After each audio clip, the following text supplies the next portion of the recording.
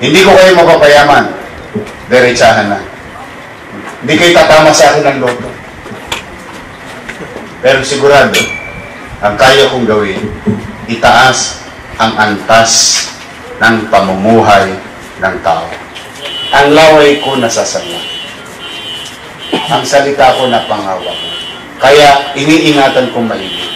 Yan ang puhunan ko kung bakit ako tumagal sa gobyerno. Hi, sa lahat ng bumubuo at miyembro ng God First Vloggers, maraming salamat sa inyo sa patuloy niyong pagsuporta sa akin.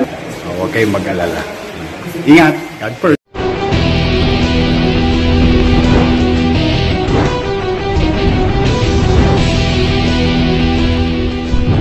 Punta ka doon sa kapitbahay ng galing na sabihin mo kalahati ng kilong bigas sa akin sina. Pautangin ka hindi? Pautangin! Ano puhunan mo? Correct, kasi marunong tayo magbayar. Ang mahirap kapag nagsalita, tinutupad. Tama, mali? O, ngayon, eto na tayo. Pautangan. Paano tayo magpapautang sa SME? Lalagyan ko ng batas. May batas na nagsasaad o yung Mandanas Ruling. Sabi doon sa Mandanas Ruling, magkakaroon ng additional na kita. Additional na kita ang lokal na pamahalaan. Kita, ibig sabihin share. Share sa national wealth. Dadagdagan. So, ibig sabihin, hindi magtataas ng buwis ang lokal, pero may extra siyang kita. Kasi nanalo yung Mandanas case o Mandanas Ruling. Para maintindihan nyo naman, kwento ang kanto lang. Para mas madaling intindihin ng tao. May perang darating sa lokal. Extra. Ngayon, yung extra na yun, yun yung gagamitin natin. Lalagyan natin ng menu. Hindi natin papakilaman yung normal na kita ng LGU. Kasi may sarili silang problema eh. May sarili silang alam, kagalingan, pamamaraan. Pero yung sobra, yung bagong pera, sa 2022 implement. Yung bagong pera, kakargahan natin ng menu. That 30% of that must be dedicated to loan sa mga SMEs. Para law manatili. At pag nanatili yung mga negosyo, protektado ang trabaho. Okay? Dahil ang gusto ko, buhi o kinabuhi. Yon ang prioridad ng susunod na administrasyon. Buhay at kabuhayan. Doon lang ako nakatutok. Wala nang iba. Ngayon, paano ngayon pautangin? Di ba?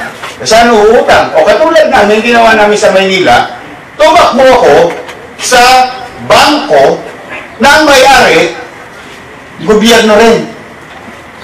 DBP, Land Bank. Isang katawan, dalawang bulsa, nagtalipatan lang ng pera. Ganon din sa lokal. Para hindi naman kabahan yung lokal, binibigyan ng garantiya ngayon ng bangko ng gobyerno. At magkano interest? Na gusto nyo? 3%? Sino ba? 2%? Sino ba? Sino yun? Yun ang tama. Zero interest. Bakit? Hindi naman para yumaman ng gobyerno. Dapat ang tao umangat ng purpose ng gobyerno. Maglingkod sa tao. Tama, mali? Kaya? Kaya. Pwede? Pwede. Posible? Posible. Naman. Ulitin ko lang lagi. Kapag ang leader may puso, yung talino sumusunod na lang.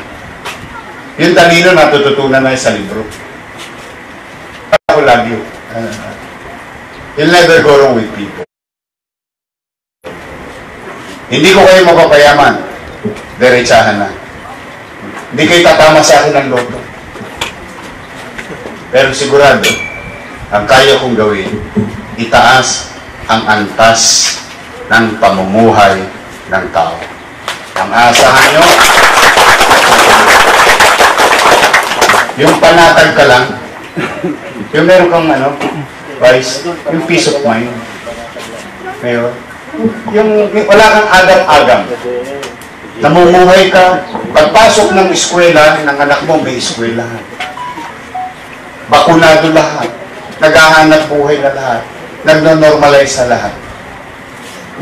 Kayo nagtatrabaho, pag-uwi nyo may mapagharimunan sa pamilya. Yun ang gusto kong buhay. O tapos, pag-aral ang maigi yung bata, maayos ang eskwelahan, pag kayo nagkasakit, may ospital. May kakalinga sa inyo. O, hindi ba ganun lang ang gobyerno? Wala namang iba. Dapat ang kalsada, katulad nyo, tourist spot, di ba? Alam mo, ba't ako tingin ng tingin? Tansya mo, sino yung magbabangka rito? Yung hopping, island hopping, kaso ulit kami. Ilang kilometro? Tansya mo? 25? 35 kilometers? 35 kilometers to? 29 kilometers. 29 kilometers. Okay, pwede ba kayo pumunta ngayon doon? Dalawang bagay. Lumangoy ka. O magbangka ka. Tama mali? Pag may lumangoy ka, ewan ko, umabot ka doon. Yatap! Ulikat. Babangka ka, tosgas. Tama mali? Turista, pero usapan natin, turista. Kapag ka dinuktong-duktong natin ang isla, kasi kaya kung kwentuhan kami doon sa, ano yun, sa Barili. Sabi ko, bakit yung Hong Kong, tingnan niyo to Google, i-GMG nyo. Alam niyo yung GMG? I-Google mo, guwapo. Hong Kong to Macau. 45 minutes sa speedboat. Speedboat, as in, mabibili, super car. Yung mga ganon. Alam mo ginawa nila? Kayo sila ng tulay. Tulay. 50 kilometers. Ilang taon lang. O yung mga tao, tawirang. O yung turista sa Macau, galing ng Hong Kong. Papasyal sa umaga.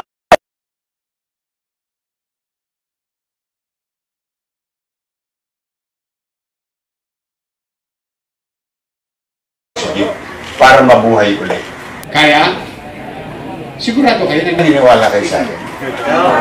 Kasi sagot kayo ng sagot Hindi nyo naman ako kilala. O kilala nyo lang ako sa television. Hindi, magsiyasat kayo. Mas gusto ko magsiyasat kayo. Pero tandaan nyo ito iiwan ko sa inyo ito. Ang laway ko nasasama. Ang salita ko napangawa ko. Kaya iniingatan ko maigi. Yan ang puhunan ko kung bakit ako tumagal sa gobyerno.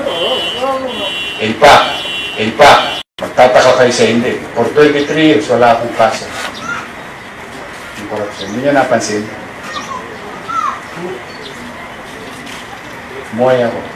Kasi masasayahin ako. Ba't naman ako hindi magiging masayahin? Kinakain ko noong araw. Tira ng tao sa basurahan. Buti nga kayo, may daing. May tuyo. Noong araw, para magkalasa, yung bagong in-in na kanin. Yung may gumagano pa, may tubig pang konti, sasalukin mo na. Bakit? Habang mainit, dahil didildilan mo na ng asin. Lugaw. Parang lugaw, pero medyo matigas. Ganun ang buhay. Kaya ako masasayahin. Kaya kayo mawawala ng pag-asa. Napanood nyo na ba yung commercial? Ako si Isko? Napanood nyo na? Ang istorya nun, bawat isa sa inyo may isko. Isko ay simbolo ng pagsubok sa buhay. Dahil hindi siya sumuko, nakaraos siya. So lahat ng tao may isko sa buhay. Meron tayong pagsubok, pero huwag tayong susuko. Sa pagdating ng araw, may awa ang Diyos sa tulong ninyo. Bibigyan ko kayo ng gobyerno parang pader na masasandalan ninyo pag kayo'y matutumba. Gobyerno na pwede ninyong asahan at pwede ninyong takbuhan. At gobyernong naiintindihan ang katarayuan ng tao. At higit sa lahat, gobyernong tao muna ang nauuna. Maraming salamat. Ingat kayo. May kaibigan ako. Gusto niyo ma-meet? Si COVID-19. Ayaw? Ayaw. O, mag-ingat kayo kasi pag nagkasakit kayo, yung mga anak nyo kawawa na. Ha? So mag-ingat kayo. May awa ang Diyos. Kapit lang. Makakaraos tayo. Ha? Makakaraos. Maraming salamat sa inyo. Alright! Daghang salamat. Thank you so much, Yorme. Kaso tayo doon. Kasi yung mic nila. Oh, sige. Mukhang ano. Oh, by the way, guys, baka kayo mo may nani ka lang gamay pahalipay. Kaya ba may ipanggut ko muna tayo snacks gamay. So, yes, thank you so much for your time. Yorme, Sir PJ, kung sa ato ang mga may-ari karon atong tourism sector, daghang salamat. Lahat sa Yorme. Para kita lahat. Ayan. Ayan, kita lahat. One, two. One more. One more. Oh, share mo sa kanila. Thank you. Thank you, Idol. Oh, mga ladies.